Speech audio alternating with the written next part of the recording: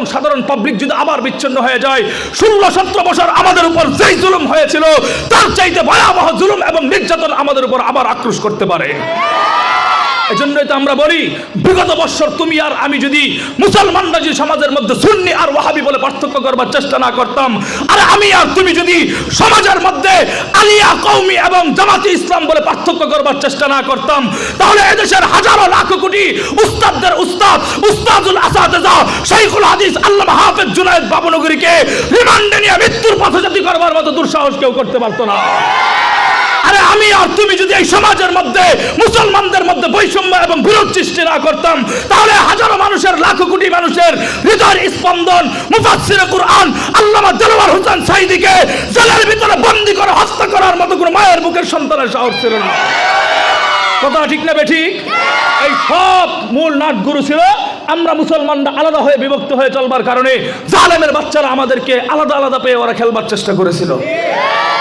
তবে এতটুকু ভালো করে বুঝেন, মুসলমানরা শুধুমাত্র ঐক্যবদ্ধ হয়ে গেলে যদি 16-17 বছরের জালেম স্বৈরাচার যদি হটানো সম্ভব হয়, তাহলে দেখবেন যে প্রতিদিন মিডিয়ার মধ্যে, ফেসবুকের মধ্যে, ইউটিউবের মধ্যে, টিভির মধ্যে দেখবেন এক মাতাল প্রতিদিন আইসা ভকভক করে ওরা নাকি আমাদের ফেনী দখল করবে। আছে না নাই? কি দখল করবে? ফেনী দখল করবা, গাঁজাখুর কোথাকার। পরিষ্কার একটা কথা মনে রাখবা, তোমরা ফেনী দখল করবার আগে ফেনীতে যখন তোমরা পানি দিয়েছিলে, বাংলাদেশের মুসলমান নয় হিন্দু বৌদ্ধ সকল মানুষ ঐক্যবদ্ধ হয়ে ফেনীর মানুষদেরকে উদ্ধার করেছিল। কাজেই ফেনীর দখল করবার স্বপ্ন দেখো না। মনে রাখবা, আমাদের দেশে যারা হিন্দুরা আমাদের দেশে থেকে সংখ্যালঘুরা আবার বড় গলায় কথা বলে, ওরা যদি আমাদেরকে কথা বলে যে আমরা আমাদের স্বকীয়তা বজায় রাখতে ইসকনের মধ্যে যোগ দিব, মনে রাখবা তোমাদেরকে রক্ষা করতে হলে, তোমাদের বিপক্ষে অবস্থান করতে হলে আমরা মুসলমানরাও আল কায়দায় যোগ দিতে পারি। কাজেই আমরা একটা কথা পরিষ্কার বলি, হিন্দু ভাইরা তোমাদের সাথে আমাদের কোনো বিরোধ নাই, তোমরা তোমাদের ধর্মগুলো পালন করবে, বিগত বৎসর যেভাবে পালন করছে তার চাইতে শান্তিতে পালন করতে পারবে। কারণ আগে তোমাদের উপর তোমাদেরকে নিয়ে রাজনীতি করার লোক ছিল, এখন কেউ নাই। কথা ঠিক না বেঠিক? তবে এর মধ্যে যদি কিন্তু উগ্র হিন্দুবাদী থাকো, তোমরা যদি আমাদেরকে সদ্ব্যবহার করো, তোমরা একটা কথা পরিষ্কার মনে রাখবা, আমরা 5 তারিখে তোমাদের মন্দির পাহারা দিয়েছিলাম, সেই দুর্বলতার সুযোগ ব্যবহার করো। মনে রাখবা এই কথা, আমরা মুসলমানরা 5 তারিখে তোমাদের মন্দির পাহারা দিয়েছিলাম মূর্তির নিরাপত্তা দেওয়ার জন্য নয়, আমরা তোমাদের মন্দির পাহারা দিয়েছিলাম 5 তারিখে ছাত্রলীগের হাতের নির্যাতন থেকে তোমাদেরকে মুক্ত করার জন্য। আমরা তোমাদের মন্দির পাহারা দেওয়ার জন্য যাই নাই। তবে একটা কথা মনে রাখো, তোমরা যে আমাদেরকে প্রতিদান দিছো চট্টগ্রামের আলিফ হত্যা করে, আমাদের সারা বিশ্বের মানুষ জানে মুসলমানরা হচ্ছে, এদেশের মানুষ হচ্ছে ঠান্ডা মেজাজের মানুষ। কারণ এক আলিফ হত্যা করার পরে আমরা যদি উস্কানি দিতাম, গোটা বাংলাদেশের একটা হিন্দু থাকতো না। তবে তোমাদেরকে আক্রমণ করার জন্য আমাদের বড় বড় যুবকের দরকার নাই।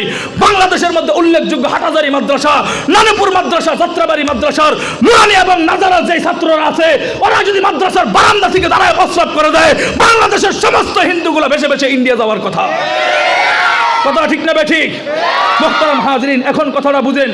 তা আমরা যে নারায়ে তাকবীরের স্লোগানের এই ইমানি পাওয়ার যদি আমাদের সবসময় ঐক্যবদ্ধ থাকে, আমাদেরকে ইন্ডিয়া থেকে যারাই চোখ রাঙাক না কেন, পরিষ্কার বলতে পারি, আমরা যদি মুসলমানরা আবার যদি তোমাদের বিরুদ্ধে খেপে উঠি, গাজওয়াতুল হিন্দের সময় লাগবে না। আমাদের নারায়ে তাকবীরের স্লোগানে ইন্ডিয়া দিল্লি পর্যন্ত মুসলমানদের কালেমার পতাকা উঠতে সবে মাত্র 1 মাস সময় লাগবে না।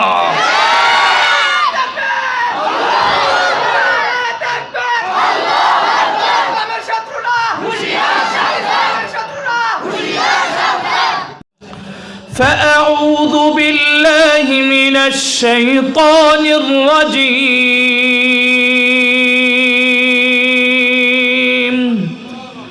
بسم الله الرحمن الرحيم. وإذ قال ربك للملائكة إني جاعل في الأرض خليفة قالوا أتجعل فيها من يفسد فيها ويسفك الدماء ونحن نسبح بحمدك ونقدس لك قال إني أعلم ما لا تعلمون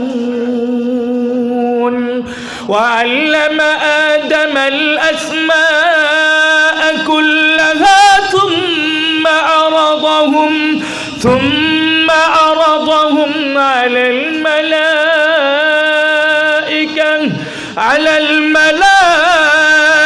الملائكة فقال أنبئوني بأسماء هؤلاء إن كنتم صادقين قالوا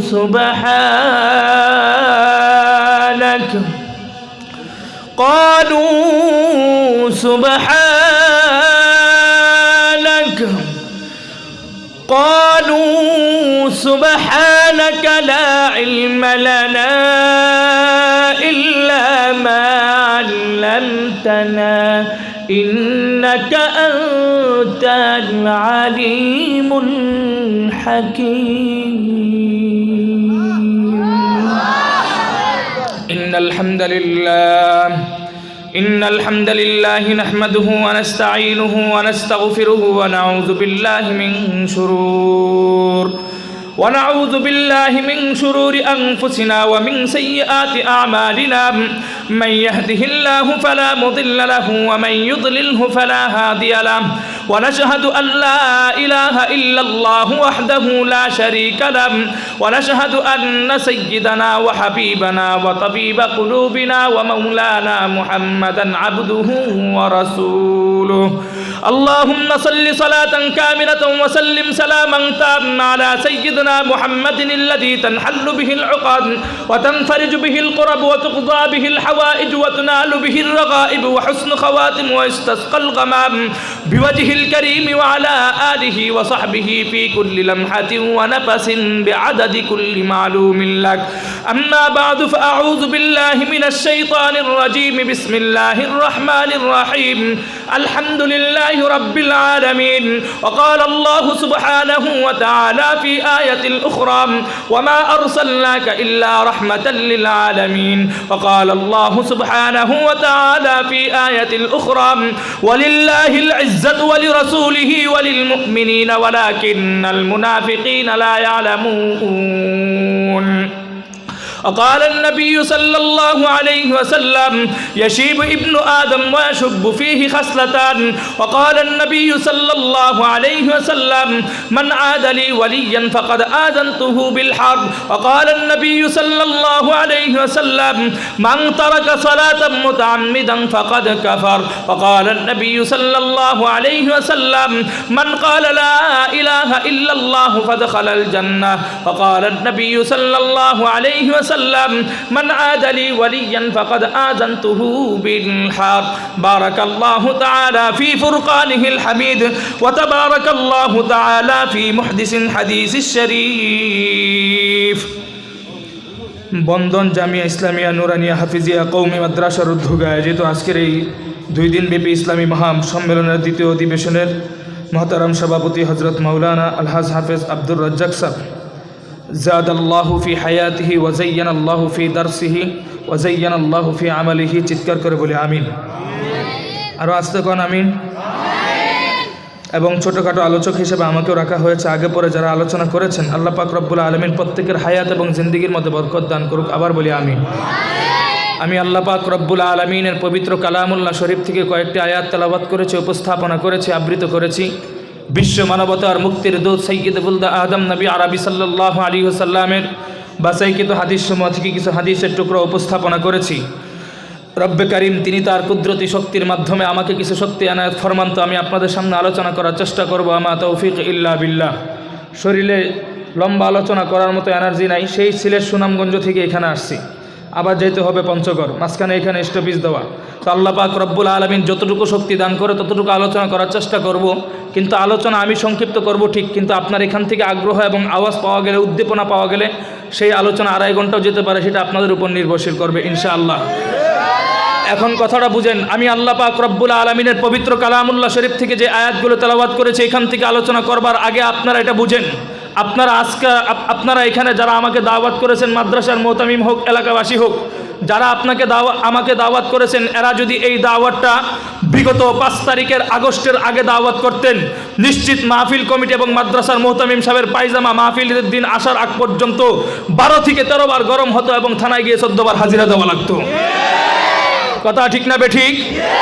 কিন্তু আল্লাহ পাক রব্বুল আলামিন সেই সমস্ত জুলুম এবং স্বৈরাচারের হাত থেকে দেশটাকে শহীদ আবু সাইদ আর মুগ্ধের রক্তের বিনিময়ে আমাদের এই দেশটাকে স্বাধীন করে কুরআন এবং হাদিস থেকে উন্মুক্ত ভাষায় কথা বলার সুযোগ দান করেছেন।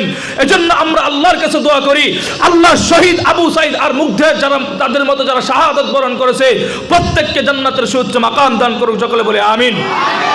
কিন্তু দোস্ত, আমাদের কথা বুঝবার বিষয় হচ্ছে এই, আমরা যারা আজকে এখানে স্বাধীনভাবে কথা বলতে পারতেছি, খেয়াল করবেন 5 তারিখে যারা ছাত্র সমাজ আন্দোলন করেছে, আমাদের এই ছাত্র ভাইয়েরা তারা আন্দোলন করতে গিয়ে ওরা নবীজির ইজ্জত রক্ষা করবার কোনো আন্দোলনের দাবি তারা উঠায় নাই। কথা ঠিক না বেঠিক? ওরা ওদের দাবি আদায় করতে গিয়ে আমাদের নবীজির খতমে নবুয়ত সংরক্ষণ করবার কোনো দাবি তারা আদায় করে নাই। ওরা আন্দোলন করতে গিয়ে আমার আল্লাহ পাক রব্বুল আলামিন দ্বীন এবং কোরআনের ধর্মকে প্রতিষ্ঠা করার এবং সংরক্ষণ করবার কোনো আন্দোলন তারা করে নাই। 5 তারিখের ছাত্ররা আন্দোলন করেছিল, আমরা মেধাবী ছাত্র দেশের মধ্যে বসে বিদ্যমান থাকা অবস্থায় এই দেশের মধ্যে ন্যাংটা নর্তকী এক মহিলা 10 পুরুষের খাট কাঁপিয়ে দিনের বেলায় সংসদে গিয়ে মিসকাত আর বুখারী শরীফের 10 দিবে, এটা বাংলাদেশের মানুষ বরদাস্ত করতে পারে না। কথা ঠিক না বেঠিক? আরে ছাত্র সমাজ এটা প্রত্যক্ষ করতে পেরেছে। আমরা মেধাবী ছাত্র দেশের মধ্যে থাকতে ভুয়া মুক্তিযুদ্ধের সনদের নামে উত্তরবঙ্গ থেকে এক গণ্ড মূর্খ মহিলাকে সংসদের চেয়ারে বসিয়ে দিবে, আর সেই সংসদের ভিতরে গিয়ে বাংলা রিডিং পড়তে পারবে না। এটা বাংলাদেশের জাতির জন্য কলঙ্ক ছাড়া আর কোনো কিছুই হতে পারে না। কথা ঠিক না বেঠিক? এই সব বিষয়গুলো যখন ছাত্ররা খেয়াল করলো, ছাত্ররা বুঝতে পারলো আমাদের উপর জুলুম করা হচ্ছে, আমাদের মেধার কোনো বিকাশের মূল্যায়ন করা হচ্ছে না। এই জন্য তারা যৌক্তিক দাবি উঠাইলো, দেশের মধ্যে আমরা মেধাবী ছাত্ররা আমাদের স্থানগুলো খুঁজে পাইতে চাই। এই যৌক্তিক দাবি যখন আদায় করলো, আদায় দাবি করার সময় মাঝখানে আন্দোলন চলতেছিল, এমন সময়ে শাইখুল হাদিস ইবনে শাইখুল হাদিস, কথা কয় কেটে মারমো কিন্তু, শাইখুল হাদিস ইবনে শাইখুল হাদিস সবে মাত্র জেল থেকে মুক্তি পেয়েছে। এখনো পর্যন্ত তার ফ্যামিলির সাথে ভালোভাবে সময় দিতে পারে নাই, এখনো পর্যন্ত তার সন্তান সন্ততির সাথে ভালোভাবে কথা বলতে পারে নাই। এই বিপদগ্রস্ত অবস্থায় শাইখুল হাদিস জেল থেকে বের হলেন। বের হওয়ার পরে তিনি তার ফ্যামিলির কথা চিন্তা করলেন না, পরিষ্কার দাবি জানাইলেন, লাইভের মাধ্যমে বক্তব্য দিলেন, আমার আরেকটা ছাত্র ভাইয়ের লাশ যদি রাস্তার মধ্যে পড়ে আমি শাইখুল হাদিসের ফ্যামিলি কোন দিকে যাবে সেটা দেখবার বিষয় নয়। আমরা প্রতিজ্ঞা করতেছি আগামীকালকে আরেকটা ছাত্র ভাইয়ের লাশ পড়লে সেই লাশ আমরা দাফন করব না, লাশটাকে কাজের মধ্যে নিয়ে রোড মার্চ করে আমরা জালেমের পতন ঘটিয়ে ছাড়ব। এই দাবি যখন করলেন, গোটা বাংলাদেশের আলেম সমাজ সহ সাধারণ পাবলিক ঐক্যবদ্ধ হয়ে গেল। তারা দেখতেছে যে ছাত্রদের দাবিগুলো যৌক্তিক, ওরা হচ্ছে মাজলুম, আর হচ্ছে যারা দাবি মানতেছে না তারা হচ্ছে জালেম। কাজেই এই বাংলাদেশের মধ্যে জালেম আর মজলুম একসাথে বসবাস করতে পারে না। কথা ঠিক না বেঠিক? এই দাবি নিয়ে যখন আন্দোলনে একত্রিত হলো, একত্রিত হওয়ার পর আল্লাহ পাক রব্বুল আলামিন তিনি তার কুদরতি খেলা দেখাইলেন। শুধুমাত্র ওলামায়ে কেরাম এবং সাধারণ পাবলিক ছাত্র সমাজের সাথে ঐক্যবদ্ধ হয়ে স্লোগান দিয়েছিল 5 তারিখে আর কোনো কুঠার আন্দোলন হবে না, 5 তারিখে সকল মানুষের আন্দোলন হবে, একটাই দাবি, নারায়ে তাকবীর আর আল্লাহু আকবারের ধ্বনিতে গোটা বাংলাদেশ থেকে ফ্যাসিস্ট জালেম সরকারকে হটানোর জন্য একটাই দাবি হবে, এই দেশের মধ্যে কোনো জালেম স্বৈরাচার ক্ষমতার মধ্যে থাকতে পারবে না। এই দাবি নিয়ে নারায়ে তাকবীরের স্লোগান যখন দিল, আমার আল্লাহ শুধুমাত্র এই জাতিগুলো ঐক্যবদ্ধ হওয়ার কারণে গোটা 16-17 বছরের জালেম স্বৈরাচারকে এদেশ থেকে জুতা পিটা করে ইন্ডিয়া দিল্লি পর্যন্ত পাঠিয়ে দিয়েছে। কথা ঠিক না বেঠিক? কিন্তু দোস্ত, আমাদেরকে বুঝবার বিষয় হচ্ছে এই বিজয়টা আমার আল্লাহ পাক রব্বুল আলামিন দান করেছিলেন আমরা মুসলমানরা ঐক্যবদ্ধ হওয়ার কারণে। তবে আমাদেরকে সতর্ক থাকতে হবে, এই ঐক্যবদ্ধ থেকে যদি আমরা যদি আলেম সমাজ এবং সাধারণ পাবলিক যদি আবার বিচ্ছিন্ন হয়ে যায়, 16-17 বছর আমাদের উপর যেই জুলুম হয়েছিল তার চাইতে ভয়াবহ জুলুম এবং নির্যাতন আমাদের উপর আবার আক্রোশ করতে পারে। এজন্যই তো আমরা বলি, বিগত বছর তুমি আর আমি যদি মুসলমানরা যদি সমাজের মধ্যে সুন্নি আর ওয়াহাবি বলে পার্থক্য করবার চেষ্টা না করতাম, আর আমি আর তুমি যদি সমাজের মধ্যে আলিয়া কওমি এবং জামাতি ইসলাম বলে পার্থক্য করবার চেষ্টা না করতাম, তাহলে এদেশের হাজারো লাখ কোটি উস্তাদদের উস্তাদ উস্তাদুল আসাতিজা শাইখুল হাদিস আল্লামা হাফেজ জুনায়েদ বাবুনগরীকে রিমান্ডে নিয়ে মৃত্যুর পথযাত্রী করবার মতো দুঃসাহস কেউ করতে পারতো না। আরে আমি আর তুমি যদি এই সমাজের মধ্যে মুসলমানদের মধ্যে বৈষম্য এবং বিরোধ সৃষ্টি না করতাম, তাহলে হাজারো মানুষের লাখো কোটি মানুষের হৃদয়ের স্পন্দন মুফাসসিরে কুরআন আল্লামা দেলোয়ার হোসেন সাঈদীকে জেলের ভিতরে বন্দী করে হত্যা করার মতো কোনো মায়ের বুকের সন্তানের সাহস ছিল না। কথা ঠিক না বেঠিক? এই সব মূল নাটগুরু ছিল আমরা মুসলমানরা আলাদা হয়ে বিভক্ত হয়ে চলবার কারণে জালেমের বাচ্চারা আমাদেরকে আলাদা আলাদা পেয়ে ওরা খেলবার চেষ্টা করেছিল। তবে এতটুকু ভালো করে বুঝেন, মুসলমানরা শুধুমাত্র ঐক্যবদ্ধ হয়ে গেলে যদি 16-17 বছরের জালেম স্বৈরাচার যদি হটানো সম্ভব হয়, তাহলে দেখবেন যে প্রতিদিন মিডিয়ার মধ্যে, ফেসবুকের মধ্যে, ইউটিউবের মধ্যে, টিভির মধ্যে দেখবেন এক মাতাল প্রতিদিন আইসা ভকভক করে ওরা নাকি আমাদের ফেনী দখল করবে। আছে না নাই? কি দখল করবে? ফেনী দখল করবা, গাঁজাখুর কোথাকার। পরিষ্কার একটা কথা মনে রাখবা, তোমরা ফেনী দখল করবার আগে ফেনীতে যখন তোমরা পানি দিয়েছিলে, বাংলাদেশের মুসলমান নয় হিন্দু বৌদ্ধ সকল মানুষ ঐক্যবদ্ধ হয়ে ফেনীর মানুষদেরকে উদ্ধার করেছিল। কাজেই ফেনীর দখল করবার স্বপ্ন দেখো না। মনে রাখবা, আমাদের দেশে যারা হিন্দুরা আমাদের দেশে থেকে সংখ্যালঘুরা আবার বড় গলায় কথা বলে, ওরা যদি আমাদেরকে কথা বলে যে আমরা আমাদের স্বকীয়তা বজায় রাখতে ইসকনের মধ্যে যোগ দিব, মনে রাখবা তোমাদেরকে রক্ষা করতে হলে, তোমাদের বিপক্ষে অবস্থান করতে হলে আমরা মুসলমানরাও আল কায়দায় যোগ দিতে পারি। কাজেই আমরা একটা কথা পরিষ্কার বলি, হিন্দু ভাইরা তোমাদের সাথে আমাদের কোনো বিরোধ নাই। তোমরা তোমাদের ধর্মগুলো পালন করবে, বিগত বৎসর যেভাবে পালন করছে তার চাইতে শান্তিতে পালন করতে পারবে। কারণ আগে তোমাদের উপর তোমাদেরকে নিয়ে রাজনীতি করার লোক ছিল, এখন কেউ নাই। কথা ঠিক না বেঠিক? তবে এর মধ্যে যদি কিন্তু উগ্র হিন্দুবাদী থাকো, তোমরা যদি আমাদেরকে সদ্ব্যবহার করো, তোমরা একটা কথা পরিষ্কার মনে রাখবে, আমরা 5 তারিখে তোমাদের মন্দির পাহারা দিয়েছিলাম, সেই দুর্বলতার সুযোগ ব্যবহার করো। মনে রাখবে এই কথা, আমরা মুসলমানরা 5 তারিখে তোমাদের মন্দির পাহারা দিয়েছিলাম মূর্তির নিরাপত্তা দেওয়ার জন্য নয়, আমরা তোমাদের মন্দির পাহারা দিয়েছিলাম 5 তারিখে ছাত্রলীগের হাতের নির্যাতন থেকে তোমাদেরকে মুক্ত করার জন্য। আমরা তোমাদের মন্দির পাহারা দেওয়ার জন্য যাই নাই। তবে একটা কথা মনে রাখো, তোমরা যে আমাদেরকে প্রতিদান দিছো চট্টগ্রামের আলিফ হত্যা করে, আমাদের সারা বিশ্বের মানুষ জানে মুসলমানরা হচ্ছে, এদেশের মানুষ হচ্ছে ঠান্ডা মেজাজের মানুষ। কারণ এক আলিফ হত্যা করার পরে আমরা যদি উস্কানি দিতাম, গোটা বাংলাদেশের একটা হিন্দু থাকতো না। তবে তোমাদেরকে আক্রমণ করার জন্য আমাদের বড় বড় যুবকের দরকার নাই। বাংলাদেশের মধ্যে উল্লেখযোগ্য হাটাজারি মাদ্রাসা, নানুপুর মাদ্রাসা, যাত্রাবাড়ি মাদ্রাসার নুরানি এবং নাজারার যে ছাত্ররা আছে, ওরা যদি মাদ্রাসার বারান্দা থেকে দাঁড়ায় প্রস্রাব করে দেয়, বাংলাদেশের সমস্ত হিন্দুগুলো বেছে বেছে ইন্ডিয়া যাওয়ার কথা। কথাটা ঠিক না বেঠিক? মুহতারাম হাজরিন, এখন কথাটা বুঝেন। তা আমরা যে নারায়ে তাকবীরের স্লোগানের এই ইমানি পাওয়ার যদি আমাদের সবসময় ঐক্যবদ্ধ থাকে, আমাদেরকে ইন্ডিয়া থেকে যারাই চোখ রাঙাক না কেন, পরিষ্কার বলতে পারি, আমরা যদি মুসলমানরা আবার যদি তোমাদের বিরুদ্ধে খেপে উঠি, গাজওয়াতুল হিন্দের সময় লাগবে না। আমাদের নারায়ে তাকবীরের স্লোগানে ইন্ডিয়া দিল্লি পর্যন্ত মুসলমানদের কালেমার পতাকা উঠতে সবে মাত্র 1 মাস সময় লাগবে না।